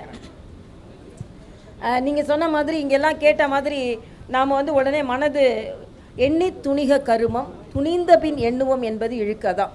பாரதிய ஜனதா கட்சியில் சேர்றதுக்கு முன்னால் பல முறை யோசனை பண்ணேன், ஏன்னா காங்கிரஸ் குடும்பத்திலேருந்து சேர்றமே அப்படின்னு. ஆனால் சேர்ந்தப்புறம் பல சவால்கள் வந்த பிறகு கூட ஒரு நிமிடம் கூட நாம் செஞ்சு தப்புன்னு நினைக்கல. ஏன்னா முடிவெடுக்கும் பொழுது பலமாக முடிவெடுத்து, மிகுந்த ஆலோசனை பெற்று முடிவெடுத்து, என்னால் இது முடியும்னு முடிவெடுத்துட்டா நிச்சயமாக நம்மளால் வெற்றி பெற முடியும். அது மட்டும் இல்லை, நீங்கள் சொல்கிற மாதிரி அப்பா வந்து உண்மையான காங்கிரஸ்காரராக இருந்தார், நான் உண்மையான பாஜகவாக இருந்தேன். ஆனால் 2 பேரும் வந்து விவாதங்களுக்கு, அரசியல் ரீதியான விவாதங்களுக்கு நாங்கள் போகவே மாட்டோம். அது மட்டும் இல்லை, அப்பா வந்து கொஞ்சம் கேப் விழுந்துட்ட தன்மை. நான் ரொம்ப ஒரு அப்பாவுக்கு ரொம்ப செல்லமான மகள். ஆனால் என்னோட வேறு கட்சியில் நான் இணைந்தப்புறம் அந்த ஒரு இடைவெளி விழுந்தது என்பது உண்மை. ஆனால் இன்றைக்கும் என்னோட பராமரிப்பில் தான் அவங்க இருக்காங்க. ஆனாலும் சொல்கிறேன், நமக்கு என்று ஒரு எண்ணம் தோன்றியதென்றால் அது யார் வேண்டாலும் தடுக்க முடியாது என்பதற்கு நான் ஒரு உதாரணம். ஏனென்றால் எல்லோருமே என்னை வந்து இவங்க ஏன் அங்கே சேர்ந்தாங்கன்னு 2 விதத்திற்காக நான் ஒன்றை யோசனை பண்ணேன். ஒன்று, என் அப்பா சார்ந்த இயக்கம் இன்னும் அதிகமாக இந்த நாட்டிற்கு செய்திருக்க வேண்டும் என்று எனது எண்ணம். அது நான் வந்து விமர்சனமாக சொல்லலை. ஏன்னா நான் வந்து கனடாவில் படிக்க போகிறேன். அப்போ வந்து ஹெலிகாப்டரில் வந்து குழந்தைங்களை வந்து கேஷுவாலிட்டியில் இறக்குவாங்க. நான் தஞ்சை மருத்துவக் கல்லூரியில் படிக்கும்போது ஒரு ஆம்புலன்ஸ் இல்லாமல் மாட்டு வண்டியில் குழந்தைங்களை கொண்டு வருவாங்க. ஓகே, இந்த நாடு இன்னும் முன்னேறி இருக்க வேண்டும் அப்படின்றது எனது எண்ணமாக இருந்தது. அப்போ மரியாதைக்குரிய வாஜ்பாய் அவர்கள் டெவலப்மெண்ட் பற்றி அதிகமாக பேசி கொண்டிருந்தார்கள். அதனால் நான் ஈர்க்கப்பட்டு அவர் மரியாதைக்குரிய தற்போதைய பாரத பிரதமர் நமது மரியாதைக்குரிய மோடி அவர்களை ஒரு கூட்டத்தில் சந்தித்து அவர் எப்படி ஒரு ஃபுல்லாக டெவலப்மெண்ட் பற்றி குஜராத்தில் பேசினார். ஆக நம்மை போன்றவர்கள் இந்த நாடு இப்படி தான் இருக்கணும் அப்படின்றது நினைத்து அதில் ஒரு முடிவெடுத்தேன். இன்னொன்று, நான் எங்கள் அப்பாவோட கட்சியிலே சேர்ந்திருந்தேன்னா எனக்கு என்று பெருமை கிடைத்திருக்காது. அவங்க அதனால் அவங்க வந்துட்டாங்க, டினாஸ்டி வந்திருக்கோம். ஆனால் நேர் எதிராக வந்து இன்னைக்கு எனக்கு கிடைத்த பெருமைகள் எல்லாம் எனக்கான பெருமைகள். அதனால் அடிக்கடி நான் சொல்வதுண்டு, எங்கள் அப்பாவோட பேரை நான் வந்து அட்மிஷன் கார்டாக பயன்படுத்தலை, விசிட்டிங் கார்டாக மட்டும்தான் பயன்படுத்தினேன். அதில் இருந்த உறுதி நிச்சயமாக என்னை மேம்படுத்தியது என்று சொல்லலாம். 2 more questions. Yeah, you can no problem. Short question, 2 or 3 questions. Good evening. Okay. Good evening, ma'am. I am Kumaran from Sarada Gangadhan College. இன்றைய கால இளைஞர்கள் வந்து தன்னுடைய ஸ்கில் என்னன்னு அறியறதுக்கு முன்னாடியே வந்து வேற ஒரு சில விஷயங்கள்லாம் டிஸ்ட்ராக்ட் ஆகிடுறாங்க. அதாவது போதைப் பொருள், இந்த ஃபோன் கூட இப்போலாம் வந்து ஒரு அடிமையாகவே ஆகிடுறாங்க. அந்த டிஸ்ட்ராக்ஷன்லேருந்து நம்ம எப்படி டிஸ்ட்ராக்ட் ஆகிறது? ரொம்ப நல்ல கேள்வி இது. முதலில் அதாவது விவேகானந்தர் சொன்னார்ல, every one is born with a potential. அந்த பொட்டென்ஷியலை வந்து நாம் வந்து முதலில் நாம் என்ன பொட்டென்ஷியல்ன்றதை நம்ம தெரிந்து கொள்ளணும். நமக்கு தெரியாமல் நீங்கள் சொன்னது ரொம்ப நல்லது. நான் மருத்துவக் கல்லூரியில் பேராசிரியராக இருக்கும்போது கடைசி பெஞ்சில் உட்கார்ந்துருக்கிற குழந்தைங்கள தான் கூப்பிட்டு நீங்கள் வந்து ப்ரெசென்ட் பண்ணுங்கன்னு சொல்லுவேன். அவங்களுக்கு அவங்க திறமையே தெரியாமல் இருக்கும். அதனால ஒரு ஆழ்ந்த சிந்தனை, என்னால் எது முடியுன்றது எப்போ நமக்கு தெரியும்னா, எங்கெங்கெல்லாம் வாய்ப்புகள் வரும்போது அதிலெல்லாம் பங்கெடுத்து கொள்வது நல்லது. பேச்சு போட்டியா, கட்டுரை போட்டியா, இல்லைன்னா ஓவிய போட்டியா, சும்மா கிரிக்கெட்டு கூட வாங்க. சில நேரங்களில் நாம் சேர்ந்து பண்ணும்போது தான் எனக்கு பேச வருது. அப்போ 10% பேச வந்தால் நான் 90% என்னால் முன்னேறிக்க முடியும். ஆக கிடைக்கும் வாய்ப்புகளை எங்கெங்கெல்லாம் வாய்ப்புகள் இருக்கிறதோ அதை பயன்படுத்தி அதில் பங்கெடுத்து கொள்ளும் பொழுது நமக்குள்ள திறமை நமக்கே தெரிய வரும் என்பது எனது கருத்து. அதனால தான் அடிக்கடி நான் வந்து கல்லூரிகளெல்லாம் போகும்போது பரிசு பெற்ற மாணவர்களை விட பங்கெடுத்த மாணவர்களை தான் பாராட்டுவேன். ஏனென்றால் பங்கெடுத்து கொள்வதே வெற்றிக்கான ஒரு அடிதான். இப்போ நான்லாம் சின்ன வயதில் பரிசு வாங்குறனோ இல்லையோ, பேச்சு போட்டினா போய் கலந்துக்குவேன், கட்டுரை போட்டியா உடனே போய் கலந்துக்குவேன், ஓவிய போட்டியா ஓகே, பேச தான் என்னால் பேச முடியுது, என்னால் வரைய முடியுது, என்னால் ஓரளவுக்கு ப்ரெசென்ட் பண்ண முடியுது அப்படின்ற எண்ணம் இருக்கும். நான் எல்லாத்துலேயும் கலந்துக்கோங்க. நீங்கள் திறமை இல்லாதவர்களே உலகத்தில் கிடையாது. எல்லா விதத்திலும் நம்முடைய திறமை இருக்கிறது அப்படின்னு நம்ம நினைத்து கொள்வது ஒரு வழி என்பது எனது கருத்து. பரவாயில்ல. Good evening, ma'am. I'm Keertana from Venkateswara Medical College. So as we all know that we are all living in a male-dominated society. Even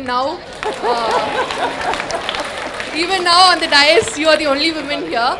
So how did you manage to survive in this male-dominated society, despite facing a lot of discriminations, be it in your medical career or even in your political career? ரொம்ப நல்ல கேள்வி. அதுக்கு நான் இதுக்கு முன்னால் பேசுனதில் நிறைய இடத்துல கொஞ்சம் எடுத்திங்கன்னா அதில் வந்து பதில் இருக்கும். முயற்சி, துணிச்சல், என்னால் முடியும் என்பது திறமை. அது மட்டும் இல்லை, ஆண்களுக்கான உலகம் தான் இன்றைக்கும் இதில் நான் வந்து ஒத்துக்கொண்டு தான் ஆக வேண்டும். ஆனால் பெண்கள் நிச்சயமாக நம்மால் முடியுன்றது பெண்கள் நினைக்கணும். ஆண்கள் நமக்கு தர வேண்டியதில்லை, நாம் அதை எடுத்துக்கொள்ள வேண்டும் என்று பெண்கள் நினைக்கணும். அதுதான் ரொம்ப முக்கியம். அவங்க எனக்கு அங்கீகாரத்தை தரலை, அவங்க எனக்கு விடுதலையை தரலை, அவங்க எனக்கு எதையுமே தரலை அப்படின்லாம் கிடையாது. எனக்குள்ள ஒரு அக்னி குஞ்சொன்று கண்டேன் என்று சொன்ன மாதிரி நமக்குள்ளே ஒரு வெறி இருக்கணும். அடிக்கடி நான் ஒன்றை சொல்வேன், வெறி என்பதை அழுத்தி சொன்னால் வெற்றி. அதனால் இது நம்ம 50% இருக்கும். அந்த காலத்திலேருந்து பெண்கள் மிக பிரம்மாண்டமான வாழ்க்கையை வாழ்ந்திருக்கிறார்கள். நம்ம வந்து ஜான்சி ராணியை பார்த்துக்கோ, வேலு நாச்சியாரை படித்திருக்கிறோம், ருத்ரமா தேவி அப்படின்னு தெலுங்கானாவில் கக்காத்தியா யூனிவர்சிட்டி, கக்காத்தியா டைனாஸ்டியே அவங்க ஆண்டு இருக்கிறார்கள். அதனால் பெண்களால் முடியும் என்பது. இன்னொன்று, பெண்கள் வந்து இமோஷனலி இம்பேலன்ஸ் உள்ளவங்க. நான் வந்து ஒரு நாள் ஒரு அம்மாட்ட போனேன். அவங்க சொன்னாங்க, எங்கள் வீட்டு டிவி மேலே தக்காளி வச்சா கூட அழுகிடுது. ஏன்னா நாங்கள் சீரியலை பார்த்து அழுது தக்காளி வச்சா கூட அழுகிறது அப்படின்னு சொன்னாங்க. ஆக பெண்களுக்கு வந்து அந்த ஒரு பாரதி சொல்வான், தேம்பி அழும் குழந்தை நொண்டின்ற வார்த்தையை பயன்படுத்துறதுக்கு மன்னிக்கணும், மாற்றுத்திறனாளின்னு நம்ம இன்னைக்கு சொல்கிறோம். தேம்பி அழும் குழந்தை தான் நொண்டி. மாற்றுத்திறனாளியாக இருக்கிறவங்க மாற்றுத்திறனாளி கிடையாது. ஆக என்னால் எதுவும் முடியும். பெண்கள் வந்து அழுறதை நிறுத்தணும், என்னால் முடியாதுன்றதை நிறுத்தணும். நான் வந்து அடிக்கடி ஒரு கவிதையை நான் அடிக்கடி சொல்வதுண்டு. ஒரு பெண் வந்து உடல் முழுவதும் தன்னால் எதுவும் முடியலன்னு தீ வைத்துக் கொள்கிறாள். ஒரு பெண் கவிஞரிடம் கேட்கிறார்கள், இவளை நீங்கள் அன்றைக்கு மகளிர் தினம் நீ கொண்டாடப் போகிறீர்களா என்று சொல்லும் பொழுது அவர்கள் சொல்கிறார்கள், நான் இவளை கொண்டாடப் போவதில்லை. பெண் கவிஞராக இருந்துட்டு பெண்கள் தினத்தை கொண்டாடப் போவதில்லை என்று சொன்னவுடன் அவர் சொல்கிறார், நான் இப்பொழுதுதான் தீக்காயத்தோடு ஒரு பெண் தற்கொலைக்கு முயன்றதை பார்த்துவிட்டு வந்திருக்கிறேன். அந்த கவிஞர் பாடுகிறார், அணைத்த பின்பும் கருகி கொண்டிருக்கும் விளக்கின் திரிபோல், அதாவது அணைச்ச பிறகு எரிந்துகிட்டே இருக்கும், கருகி கொண்டிருக்கும் திரிபோல் மனதில் எரிந்து கொண்டிருக்கிறது வேதனை நெருப்பு. விதியினால் எரிகிறாய், மதியினால் எரிகிறாய், காய்ச்சிய பாலில் ஊற்றிய ஒரு சொட்டு மோர் தயிராக மாறுகிறது. நீ மாறுவது எப்போது? அடுப்பில் வைத்த சோறு பொங்குகிறது, நீ பொங்குவது எப்போது? தாயாய் தாரமாய் தங்கையாய் அடையாளப்படுத்தப்பட்டவளே, நீ மனுஷியாவது எப்போது? உன்னை கொண்டாடுகிறேன் அப்போது. ஆக என்கிட்ட என்னால் முடியும். பெண் ஆண் என்ற வித்தியாசமே எனக்கு கிடையாது. எனக்கு அறிவு இருக்கிறது. இங்கே இவர் நம்ம பிரசாத் பேசும்போது சொன்னார், உடம்புல எல்லாரும் ஒன்று தான். ஆக அதே மூளை தான், அதே உடம்பு தான். ஒரு சில காரணங்களுக்காக நான் ஆண் நான் பெண். ஆனால் மன உறுதியிலேயோ உடல் உழைப்பிலேயோ எந்தவித இன்னொன்றையும் நான் உங்களுக்கு சொல்கிறேன். நான் இன்று ஒரு அரசியல் கட்சியின் தலைவராக இருந்தேன். ஒரு நாள் நான் கேரளா ஏர்போர்ட்டில் உட்காந்துருக்கேன். அப்போ வந்து 2-3 பேர் கேரளாவிலேருந்து அரசியல்வாதிகள் வருகிறார்கள். வந்து கால் மேலே கால் போட்டு அப்படியே உட்காந்துட்டுலாம் பேசிகிட்டு இருந்தாங்க. என்னை பார்த்த உடனே நீங்கள் லவுஞ்சில் உட்காந்துருக்கீங்க, அதை விஐபி லவுஞ்சில் உட்காந்துருக்கீங்க, நீங்கள் யாருன்னு கேட்டாங்க. உடனே நான் வந்து இது மாதிரி பார்ட்டி பேரை சொல்லி நான் தலைவி அப்படின்னு சொன்னேன். ஓ, மகிழா மோர்ச்சா தலைவியா அப்படின்னாங்க. இல்லைங்க, பேரண்ட் பாடிக்கு நான் தாங்க தலைவி அப்படின்னு. ஓ, பேரண்ட் பாடிக்கு ஒரு பெண் தலைவியாக இருக்கிறீர்களா? அப்படி என்றால் உலகம் வந்து ஒப்புக்கொள்வது மறுக்கிறது. இன்னும் சொல்லப்போனால் நான் இன்னொரு சம்பவத்தை அடிக்கடி சொல்கிறது உண்டு. நான் கவர்னர் ஆன உடனே கோயம்புத்தூர் ஏர்போர்ட்டில் நின்று கொண்டு இருக்கிறேன். எல்லோரும் வந்து என்னை வணக்கம் சொல்கிறார்கள். ஒரு 8 வயது குழந்தை அவங்க அம்மாட்ட கேட்குது, அம்மா எல்லாரும் அவங்கள பார்த்து ஏமா வணக்கம் சொல்கிறாங்க? ஆனால் அவங்க நம்ம கவர்னர். உடனே அந்த பெண் குழந்தை சொல்கிறது, அம்மா டோன்ட் பிளஃப்மா. உடனே அம்மா சொல்கிறாங்க, இல்லை உண்மை. உடனே வந்து அவங்க அம்மா சொல்கிறாங்க, இல்லை அவங்க தான் நம்ம கவர்னர் அப்படின்னு. இல்லைம்மா, only old man can be governor, how can she become the governor? So இது வந்து உலக பார்வை. ஆனால் நம்மளால் முடியும். பெண் என்பதால் மட்டுமல்ல, நான் அடிக்கடி சொல்கிறது உண்டு, நான் பெண்ணான்றதுக்காக இந்த அங்கீகாரத்தை கொடுக்காதுங்க. ஆணை போல என்னால் பேச முடியும், ஆணை போல என்னால் வாழ முடியும், ஆணை போல என்னால் நடக்க முடியும், ஆணை போல என்னால் சிந்திக்க முடியும், ஆணை போல இல்லை, ஆணை விட என்று கூட வைத்துக்கொள்ளலாம். என்னால் முடியும் என்ற எண்ணம் இருக்கும்போது முடியும். அதற்காகத்தான் நாங்கள் அந்த 8 வயது குழந்தை உடனே என்னோட வந்து ஃபோட்டோ எடுக்க வந்துச்சு. என்னன்னு கேட்டேன். அவங்க கவர்னர் ஆகும்போது நான் ஏன் ஆகக்கூடாதுன்னு அந்த குழந்தை சொல்லுது. அதற்காக உங்களை போன்ற குழந்தைகளுக்கு அந்த எண்ணம் வர வேண்டும் என்பதற்காகத்தான் எங்களை போன்றவர்களாக நின்று பேசிக்கொண்டு இருக்கிறோம். நீ பேசிப்பா. I'm Sabir Mohammed, studying in Sri Manakula Vinayagar School of Arts and Science. Ma'am, என்னுடைய கேள்வி என்னன்னா, ஒரு மனிதனுடைய பவரே எப்படின்னா இன்னொரு மனுஷனை டாமினேட் பண்ணுறது தான். டாமினேட் பண்ணுன்னு சொல்ல, டிசிஷன் மேக்கிங் நீங்கள் சொன்னீங்க. உங்களுடைய அப்பா வந்து காங்கிரஸில் இருக்கும்போது நான் பிஜேபியில் டிசைட் பண்ண சேரணும் அப்படின்னு. நீங்கள் அதை செயல்படுத்துனீங்கல்ல, இன்னொருத்தவனையும் உங்கள் டிசிஷனுக்கு செயல்பட வைக்கிறது என்பது ஒரு சுப்பீரியர் பவர். அது ஒரு லைஃப் ஸ்கில்லுன்னே கூட சொல்லலாம். ஏன்னா நம்ம கூட சேர்ந்து அவங்களும் டெவலப் ஆவாங்க. அந்த ஒரு விஷயம் வந்து இந்த ஜென்ரேஷனில் லேக் ஆகுது. அது நம்ம எல்லாருக்கும் தெரியும். அண்ட் இது ஒரு கேள்வி இல்லை, இன்னும் 2-3 கேள்வி சேர்ந்துருக்கு. இந்த சொசைட்டியில் இந்த ஜென்ரேஷன் பார்த்திங்கன்னா சோஷியல் லைஃப்பில் இன்வால்வ் ஆகுறதுக்கு யாரும் முன் வராத காரணம் என்ன? அண்ட் நம்ம இன்னொருத்தவங்க மேலே டாமினேட் பண்ணும்போது அவங்ககிட்ட நம்ம எப்படி பிஹேவ் பண்ணணும், நம்மளுடைய டிசிஷன் அவங்கள எப்படி அக்செப்ட் பண்ணிக்க வைக்கிறது, அண்ட் நம்மளுடைய முடிவை நம்மளுடைய கருத்துக்களை அவங்க புரிஞ்சிக்க வைக்கிறது எப்படின்றது இந்த ஜென்ரேஷனுக்கு சொல்லணும். அவங்களுக்கு நான் ஒன்றே ஒன்று சொல்லிக்க விரும்புகிறேன். ஆணுடைய ஆதிக்கம் தான் இங்கே அதிகமாக இருக்குதுன்னு சொன்னாங்க. பெண் முன்னேற்றத்தை பற்றி பேச ஆரம்பித்ததே முதல்ல ஆண்கள் தான். பாரதியார், பெரியார் போன்றவர்கள் தான் பெண் உரிமைக்காக முதல் குரல் எழுப்பியவர்கள் என தெரிவித்துக் கொள்கிறேன்.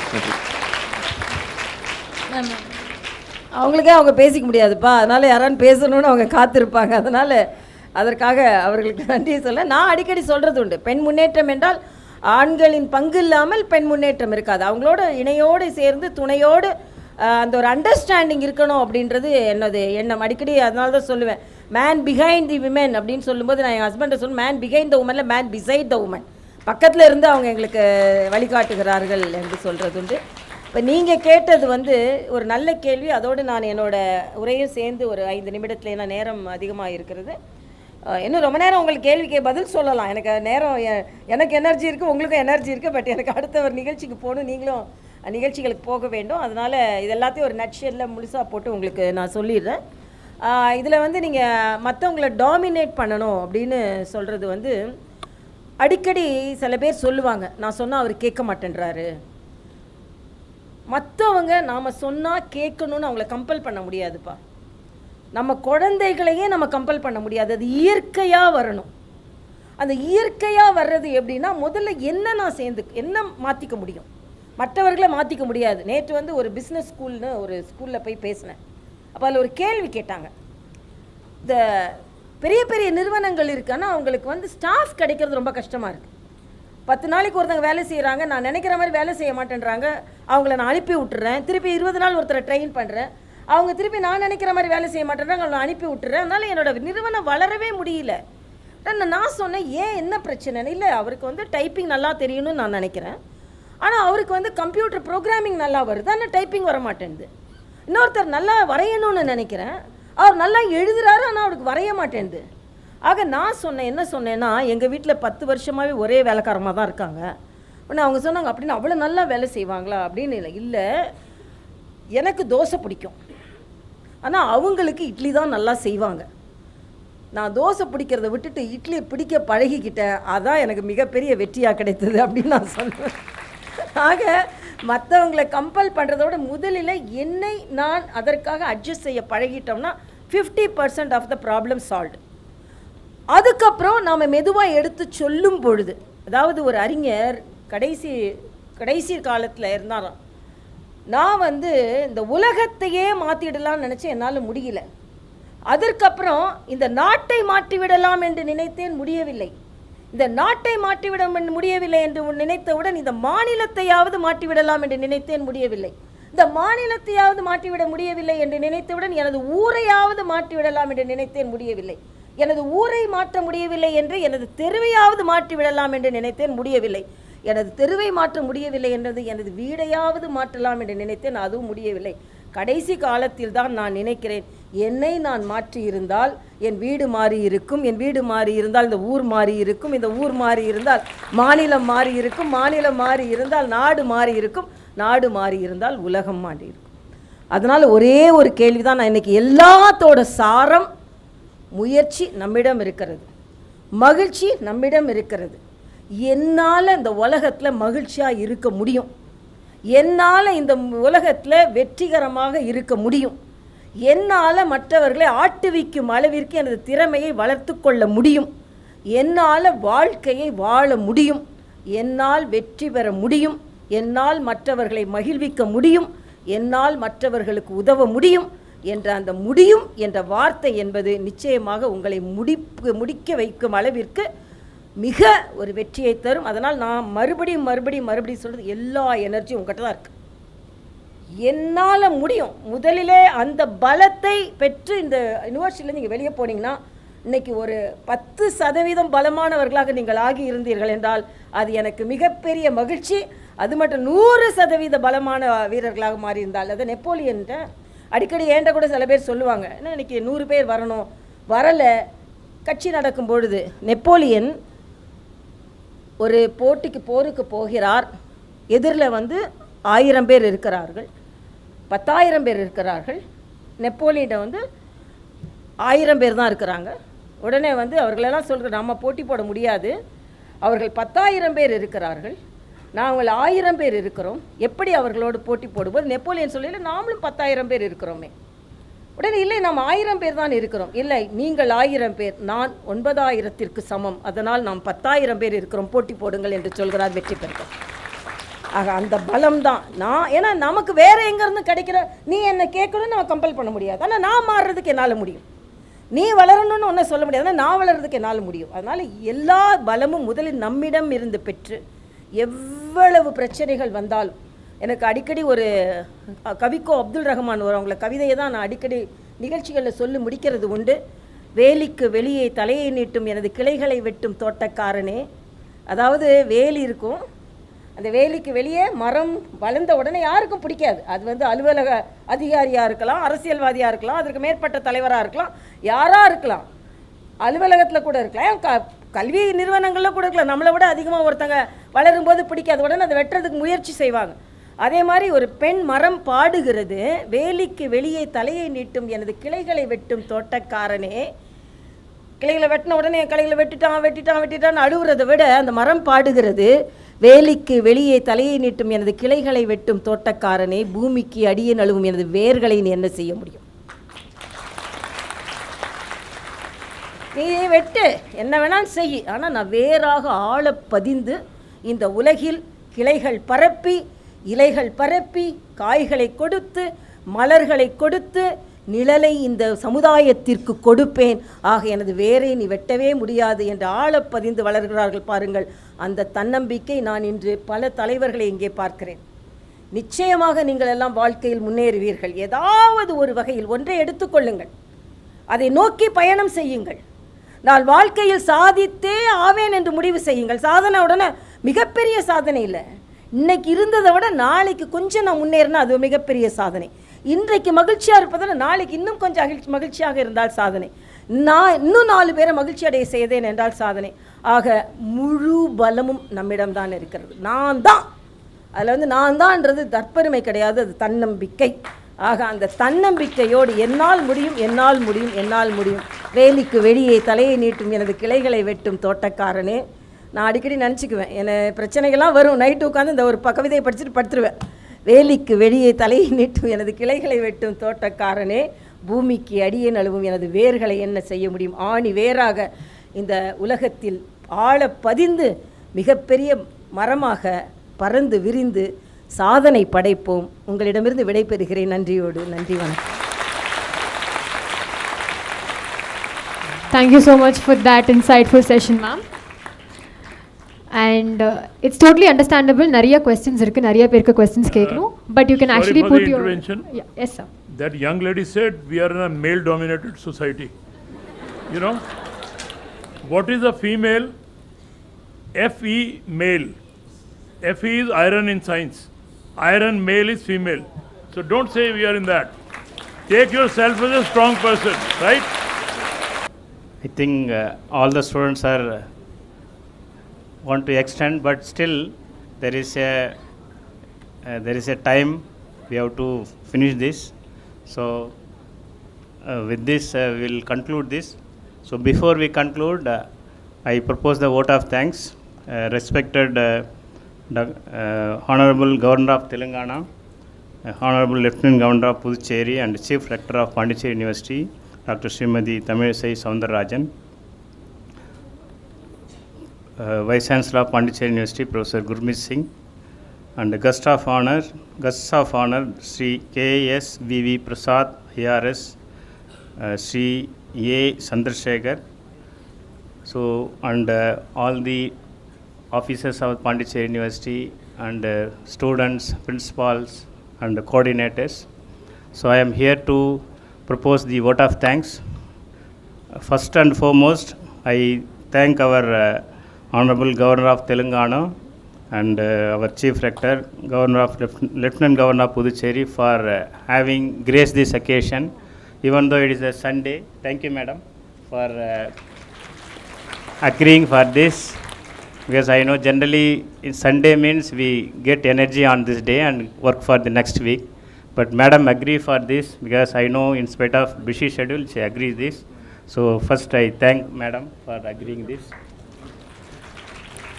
Similarly, our Vice Chancellor is in busy schedule and just now yesterday he arrived here. So when I proposed this, he immediately agreed even though it is on Sunday. Thank you, sir, for agreeing this. And similarly, I thank our guests of honor, Sri K.S.V.V. Prasad, IRS, all the way from Chennai. He has come here and attended this function and also delivered a good piece of advices for us. And similarly, Sri A. Chandrasekhar, ex-Assistant Director of ED, Chennai and motivational speaker. I also thank him for gracing this occasion. And above all, I also thank the Academy of Life Skills Based Education, Hon'ble, for Human Excellence, for having arranged this function. So this is a wonderful platform they have created for the students to interact with the our Honorable Lieutenant Governor and also our Vice Chancellor. So this kind of interaction will be very useful for the students. It may be a 1 or 2 hours, but this speaks long in your life. So this type of interaction is very useful for them. So I thank the Academy for having arranged this, and then especially Ms. Purnima and her team, Prasanti, Vinod and others for arranging this. Almost more than 90% work they have done it. Only we have arranged the students. And I thank Professor Chandrasekhar Rao, OSD, CDC, for contacting all the principal, and then he arranged the students to come over here. And I thank the principals who agreed for sending the students to on the Sunday and arranging transportation and other things also. Our OSD, Vigilance and Security also, I thank him for arranging the transportation as well as the other activities here. And I thank all the statutory officers of our university for coming over here even on Sunday, and the principals of colleges and the faculty coordinators who helped in the orientation of this program, and media and press persons for coming and covering this event. And foremost, I thank all the students